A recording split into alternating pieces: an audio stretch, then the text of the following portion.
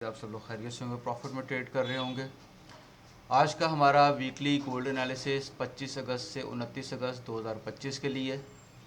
और analysis start करने से पहले मैं आपको थोड़ा सा अपने कम्युनिटी की परफॉर्मेंस जो है वो शेयर कर दूं। इस वीक में तमाम हमारे जो स्टूडेंट हैं उन्होंने माशाल्लाह प्रॉफिट में ट्रेड्स जो है अपनी क्लोज़ की। सारा वीक जो है वो प्रॉफिट में क्लोज़ हुआ, 2 स्टॉप लॉस हिट हुए और बड़ा अच्छा जो है एक प्रॉफिट सब ने जनरेट किया। इसके अलावा अगर आप हमारी कम्युनिटी का हिस्सा बनना चाहते हैं मुझे कमेंट करें, मैं आपको जो है रिप्लाई करूंगा। माइनर से फ़ीस है व्हाट्सएप ग्रुप की, और पेड कोर्सेज जो हैं वो अवेलेबल हैं। अगर आप भी मेरी तरह के एनालिसिस सीखना चाहते हैं, उनको अप्लाई करना चाहते हैं, इम्प्लीमेंट करना चाहते हैं, तो बेहतर है कि आप सिग्नल्स पे रहने की बजाय और इधर उधर ग्रुप्स में जंप इन करने की बजाय आप कोई एक अच्छा मेंटोर जो है वो सर्च करें और पेड कोर्सेज जो हैं वो अवेल करें, और अपने इस स्किल को, अपने इस हुनर को स्टेप बाय स्टेप प्रैक्टिस करके बूस्ट करें, डेवलप करें, इन्हांस करें और एक अच्छा जो है वो प्रॉफिट अर्न करें। सो वीकली गोल्ड एनालिसिस है। सबसे पहले तो आपको ये बता दूं कि नेक्स्ट वीक जो है वो मंथ का क्लोज भी है। सो नेक्स्ट वीक जो है ये बड़ा इंपॉर्टेंट है, मंथ की क्लोजिंग है। मंथली कैंडल को भी जो है वो जहन में रखना बहुत ज़्यादा ज़रूरी है।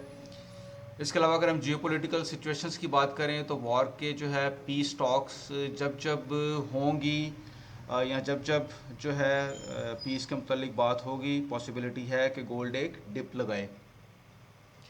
ट्रंप की स्टेटमेंट्स हैं बहुत ज़्यादा अहमियत की हामिल रखती हैं, बहुत ज़्यादा इंपॉर्टेंट होती हैं। वो कोई भी स्टेटमेंट देता है तो मार्केट उसके मुताबिक रिएक्ट करती है और जो है डिप लगाती है या पंप करती है।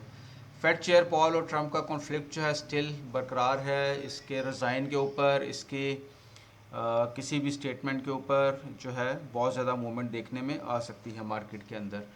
इसके अलावा यूएसए इकोनॉमिक इन्फ्लेशन जो है वो उसको भी होल्ड किया हुआ है, लेकिन थोड़ा सा इशारा जो है वो कल फेड चेयर पॉल ने दिया कि बेशक ये इकॉनमी जो है इतनी स्टेबल नहीं है, लेकिन हम इसको कोशिश कर रहे हैं कि हम इसको बेहतर करें। इसके अलावा जब जैसे उसने कल रेट कट की बात की अपनी अगली स्टेटमेंट में कि हम इस साल में 2 रेट कट करने जा रहे हैं, तो फ़ौरन से मार्केट में आपने एक बुलिशनेस देखा, जिसकी वजह से काफ़ी लोगों के अकाउंट भी वॉश हुए होंगे। लेकिन उसमें आप लोग हमेशा ट्रेड जब प्लान करें तो अगर आपको न्यूज़ के टाइम पे ट्रेड नहीं करनी आती तो प्लीज़ मत करें, लेकिन अगर आप करना चाहते हैं तो स्टॉप लॉस के साथ करें। अपनी इक्विटी के मुताबिक स्टॉप लॉस रख के आप ट्रेड को प्लान करें, क्योंकि मार्केट की मूवमेंट जो है वो किसी भी वक्त किसी भी तरफ को जब होती है तो फिर आपको उसको कंट्रोल करना मुश्किल हो जाता है। एज्यूम ना करें कि यहाँ तक तो मार्केट ने जाना ही जाना है या यहाँ से हमें ट्रेड इस तरफ को, तो जो है ना अपने अंदाजे मत लगाएं। जो भी न्यूज़ के ऊपर जो डाटा रिलीज़ होता है तमाम मूवमेंट उसके ऊपर डिपेंड कर रही होती है, और मैंने आपको पहले भी कई दफ़ा वीडियोस में बताया है कि ऐसा कुछ भी नहीं होता कि किसी को पता हो कि न्यूज़ क्या आनी है या डाटा क्या रिलीज़ होना है।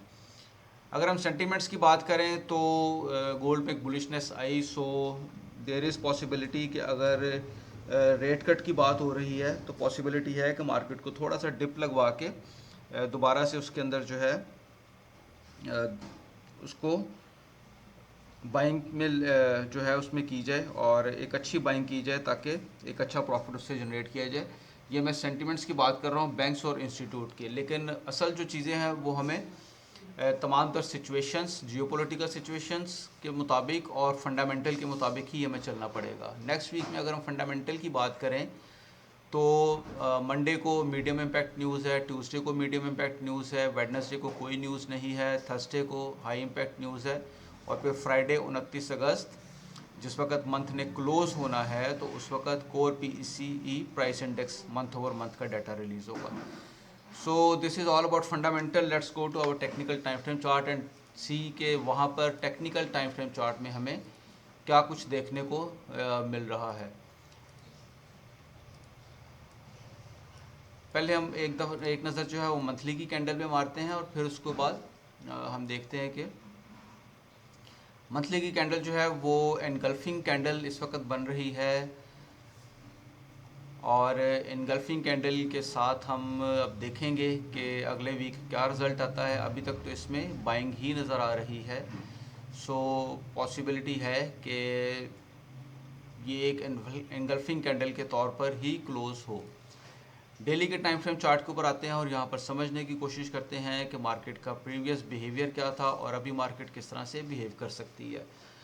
तो मार्केट ने एक सपोर्ट जोन से जो है एक पंप लिया, गो के थोड़े से चंद पिप्स के साथ हमारी ट्रेड मिस हुई, लेकिन फिर भी लेट्स सी कि ओवरऑल मार्केट का क्या बिहेवियर रहा है। सो मार्केट जब भी सपोर्ट लेवल के ऊपर आई है तो मार्केट ने एक पैटर्न जो है वो बनाया है और उस पैटर्न के ब्रेकआउट के ऊपर एक बुलिश मोमेंटम हमें देखने को मिला। अगर आप ऑब्ज़र्व करें तो यहाँ पर एक डब्ल्यू पैटर्न बना और इसके ये ब्रेकआउट के ऊपर एक अच्छा खासा बुलिशनेस मार्केट ने जो है वो हमें देखने को नज़र आया। एक यहाँ पर पैटर्न बनाया, दूसरी दफ़ा फिर मार्केट ने पैटर्न बनाया। अगर आप देखें तो यहाँ पर भी मार्केट ने डबल बॉटम जो है वो बना के ये इसके ब्रेकआउट के ऊपर, ये देखें ये ब्रेकआउट के ऊपर एक फिर से हमें बुलिशनेस जो है वो देखने को नज़र आई। अभी फिर मार्केट जो है वो इसी तरह से एक डब्ल्यू पैटर्न जो है वो डेवलप किया है मार्केट ने। सो दिस इज़ द पैटर्न। अगर आप गौर करें तो आपको ये अच्छा, अब ये प्लीज़ कोई ना कमेंट करे कि ये किस तरह का डब्ल्यू है। मार्केट इतने सीधे पैटर्न बना रही होती ना तो हर बंदा ही जो है ना वो यहाँ से पैसे निकालता। तो ये चीज़ें जो हैं ये समझने वाली होती हैं, देखने वाली होती हैं। सो अगर यहाँ से मार्केट जो है वो यहाँ से ब्रेकआउट करती है और इस नेकलाइन को भी ब्रेकआउट करती है तो फिर हमें इजीली 3440 नज़र आ सकता है जो प्रीवियस रेजिस्टेंस है मार्केट की। तो ये तो है हमारे डेली के टाइम फ्रेम चार्ट के ऊपर कुछ एनालिसिस, लेकिन हम जाके H4 के ऊपर देखेंगे कि क्या मार्केट सीधा ही जाके ऊपर बैठ जाएगी और 3440 को टच करेगी या मार्केट हमें फिर से एक दफ़ा घुमा फिरा कर ही यहाँ पर लेकर आएगी। So let's move to our H4 time frame chart and see के H4 का जो टाइम फ्रेम चार्ट है वो क्या बोल रहा है।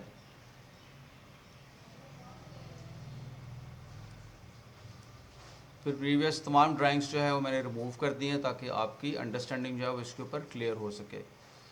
यहाँ पर मार्केट इस वक्त एक रेजिस्टेंस लाइन के ऊपर मौजूद है। अगर हम इसको मार्क करें तो आपको ये पूरा जोन जो है वो एक नज़र आएगा। ये वाला जोन, ये देखें यहाँ से ये वाला जोन और फिर उसके बाद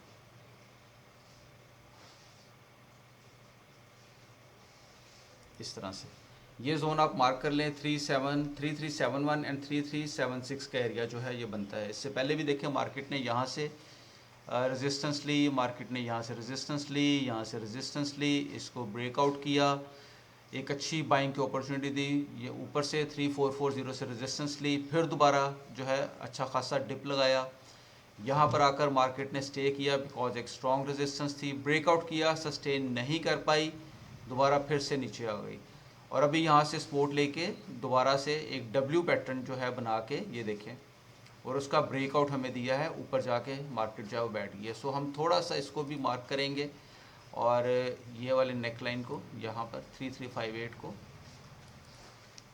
और हम इसको यहाँ पर जाकर देखने की कोशिश करेंगे कि यहाँ पर मार्केट जो है वो किस तरह का बिहेव कर रही है। इसके साथ साथ अगर हम देखें तो एक चैनल जो है वो भी आपको नज़र आएगा। अब इसको सारे को समझना जो है ना वो बड़ा ज़रूरी है। आप इस वीडियो को बार बार देखिएगा और उसके अकॉर्डिंगली जो है अपनी ट्रेड को प्लान कीजिएगा। ये एक चैनल आपको यहाँ पर नज़र आएगा और मार्केट ने इसका ब्रेकआउट भी किया है। इसको हम थोड़ा सा एडजस्ट करेंगे इस चैनल को।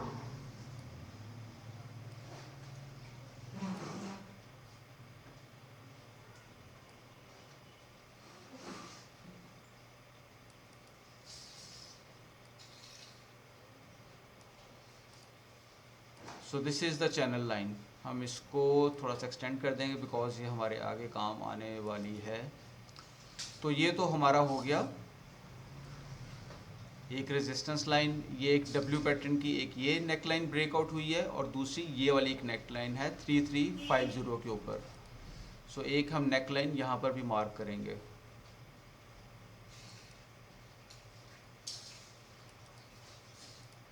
अब हम चलते हैं H1 के टाइम फ्रेम के चार्ट के ऊपर और देखते हैं कि हमें वहाँ पर किस तरह की रेजिस्टेंस जो है वो नज़र आ रही है। ये हमारे जोन्स की हो गई मार्किंग।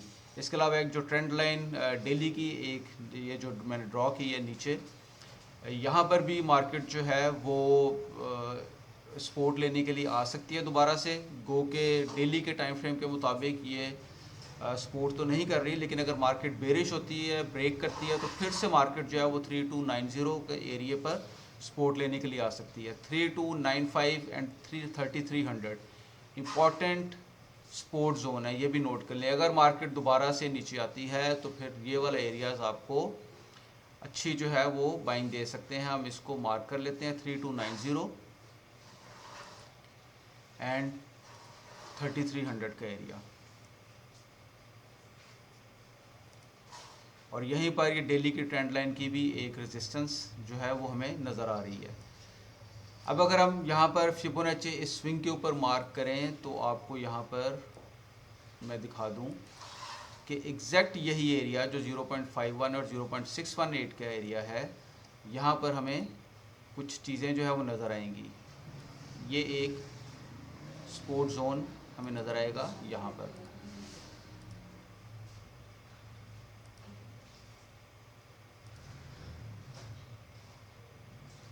अब मार्केट का बिहेवियर, अगर मार्केट ने देखिए यहाँ पर दो चीज़ें हो सकती हैं, या तो मार्केट यहाँ से ऊपर जाए, ब्रेक करे, सपोर्ट ले, और फिर डायरेक्टली जो है वो पहली जो हमारी जो रेजिस्टेंस है 3410 की, वो उसको ब्रेक करे।